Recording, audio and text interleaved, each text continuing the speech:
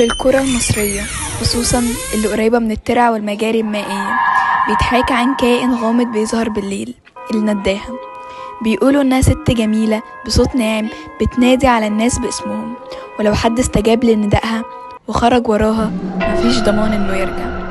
في ناس بتحلف انها شافتها، وناس تانية بتقول انها مجرد خرافة لترهيب الاطفال ومنعهم من الخروج بالليل. وفي روايات بتحكي عن شباب سمعوا أصوات بتناديهم وبعدها اختفوا من غير أي سبب، ولو حد منهم رجع بيرجع شارد، عيونه فاضية وتصرفاته غريبة وكأنه مش هو نفس الشخص اللي خرج. العلم بيقول إن الظواهر دي ممكن يكون ليها تفسير نفسي أو بيئي، زي الهلوسات بسبب الضباب أو الأصوات اللي بتتنقل بسبب طبيعة المية. لكن بالنسبة لأهالي القرى، النداهة مش مجرد قصة، هي تحذير وخطر وحاجة محدش عايز يواجهها.